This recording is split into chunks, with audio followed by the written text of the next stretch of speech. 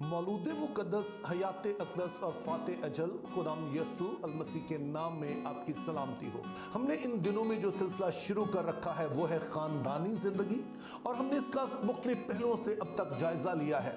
अब ख़ानदानी ज़िंदगी का जो एक बहुत ही अहम हिस्सा है वो है बच्चों की परवरिश, और चूंकि बच्चे ख़ानदान का इंतहाई अहम हिस्सा होते हैं तो इसलिए बाइबल मुक़द्दस भी इसे बड़ी संजीदगी से लेती है, और कई तरह के अहकामात हैं जो बाइबल मुक़द्दस में दिए गए हैं ताकि हम अपने बच्चों की बेहतर परवरिश कर सकें। पहला असूल जो है उससे आप बखूबी वाकिफ़ हैं, दरअसल वो बहुत दफ़ा ये आयत दोहराई भी जाती है, लेकिन प्रॉब्लम ये होता है कि किसी चीज़ को हम जितना ज़्यादा सुनते हैं उसके बारे में हम सुन्न होते जाते हैं। और ये आयत कुछ यूं है कि लड़के की उस राह पर तरबियत कर जिस पर उसे जाना है वो बूढ़ा होकर भी उससे नहीं फिरेगा। अब साइंसी रिसर्च ये बताती है कि बच्चों की परवरिश में एक अहम हिस्सा ये होता है कि आप उनकी नफ्सियात को जो है वो डेवलप करते हैं, जिसको हम साइकोलॉजिकल डेवलपमेंट कहते हैं।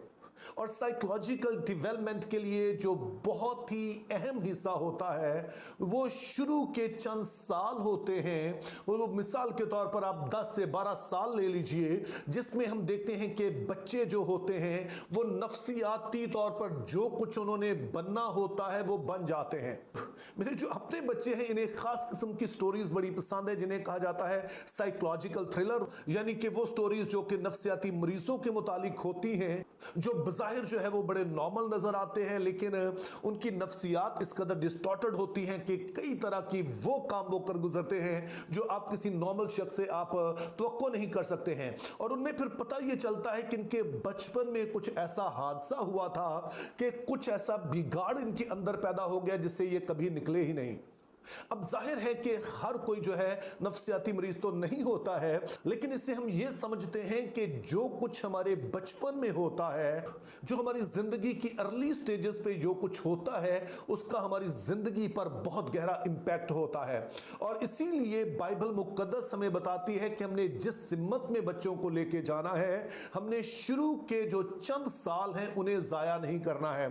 खुदा ने फजल दिया तो मैं इस पर ज़रूर बात करना चाहूँगा आगे के किस तरह से हर एक जो उम्र का हिस्सा है उसमें किस तरह से तरबियत होनी चाहिए। लेकिन आज के लिए सिर्फ मैं इतना ही कहना चाहता हूं कि बाइबल जब कहती है कि लड़के की उस राह पर तरबियत कर जिस पर उसे जाना है वो बूढ़ा होकर भी उससे नहीं मुड़ेगा, तो हमने समझना है कि जो अर्ली ईयर्स हैं बच्चे के वो सिर्फ जो है वो लाड देखने के नहीं है, बल्कि वो तरबियत के साल भी होते हैं। और हमने जो कुछ उन्हें बनाना चाहते हैं हमने इन अर्ली ईयर्स में जो है उस पर काम शुरू कर देना है, क्योंकि उम्र के हिस्से में जो कुछ वो बन जाएंगे फिर शायद उससे निकालना कोई आसान नहीं होगा।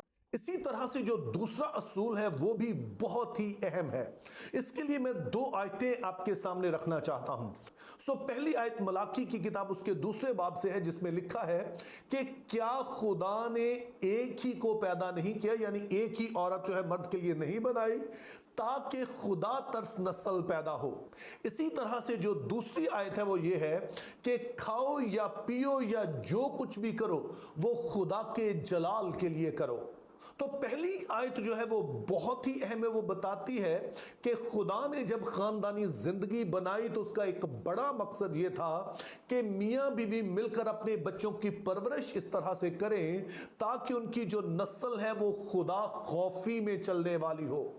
इसी तरह से जो दूसरी आयत बताती है वो बताती है कि हमारी जिंदगी के अगर कोई भी मामूली से मामूली काम है जिसमें कहा गया कि खाना पीना इवन ये भी खुदा के जलाल के लिए होना चाहिए।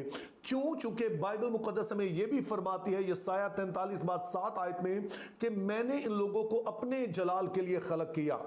इसका मतलब है कि खुदा ने जब हमें बनाया और जिंदगी में जो भी काम हमें दिए उसका मकसद यह था कि उसका जलाल जाहिर हो।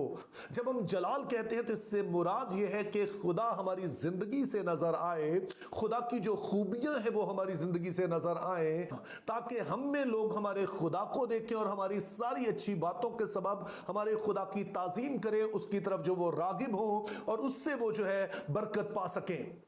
तो यूं आप सोचिए कि अगर हमारा सबसे मामूली काम जो खाना पीना है, जो हम दिन में रूटीनली 3 दफा कम से कम करते हैं, तो सोचिए अगर उसका मकसद खुदा को जलाल देना है तो बच्चों की परवरिश किस कदर खुदा के जलाल के लिए होनी चाहिए।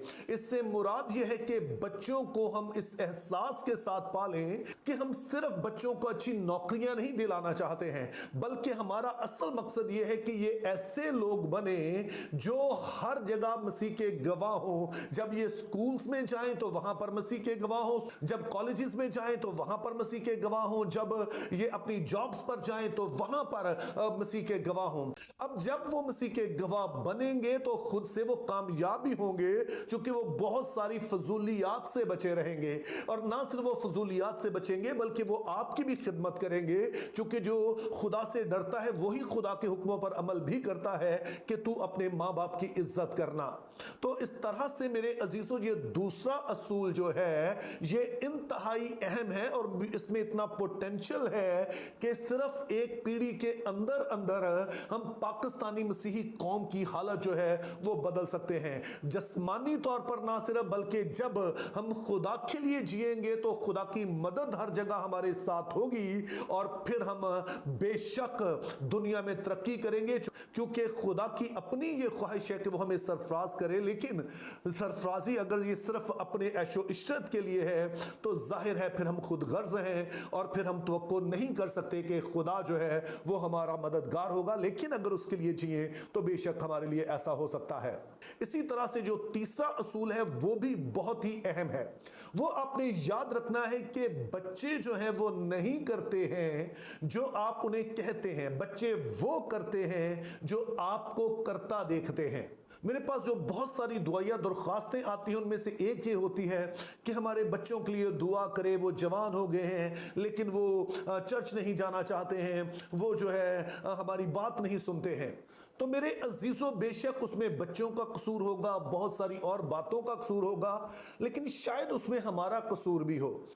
उसके लिए मैं आपको 2 मिसालें देता हूं। मैं ऐसे घरानों को जानता हूं कि जो शुरू से ही कभी वो खुदा के घर में नहीं गए, उन्होंने चर्च को इज्जत ही नहीं दी और बच्चों ने हमेशा देखा कि जब इतवार होता है तो हमने सिर्फ सोना ही होता है, हमने कहीं जाना नहीं होता है और सिर्फ हमने जो बेसिकली सैटरडे नाइट होती है वो मौज मस्ती की नाइट होती है और फिर अगले दिन जाहिर है हम उठते नहीं हैं। और जब ऐसा होता है तो बच्चों ने यही कुछ शुरू से देखा और अब यही कुछ वो करेंगे। या फिर इसकी एक और मिसाल ले लीजिए कि हम बच्चों से कहते हैं कि आप बेटा झूठ ना बोले, लेकिन अगर खुद ही हम झूठ बोलते हैं और बच्चों के सामने बोलते हैं और बच्चे देख रहे हैं कि हम झूठ बोल रहे हैं, तो फिर आप चाहे जितना मर्जी कहें कि झूठ ना बोलें, वो झूठ बोलेंगे। उसका सबब यह है कि हमने उन्हें नमूना ही ऐसा दिया है, क्योंकि बच्चे वो नहीं करते हैं जो कि आप कहते हैं, बच्चे वो करते हैं जो आपको करता देखते हैं। हमने ये याद रखना है कि आपके कहने से बच्चे नहीं सीखेंगे, बल्कि अगर हम बच्चों को बदलना चाहते हैं तो पहले हमें खुद बदलना होगा। जो कुछ हम उन्हें बनाना चाहते हैं वो हमें खुद बनना होगा। मेरी दुआ है कि खुदा हम सबको ऐसा करने का फजल दे। Think biblically, live purposefully, have a very good day.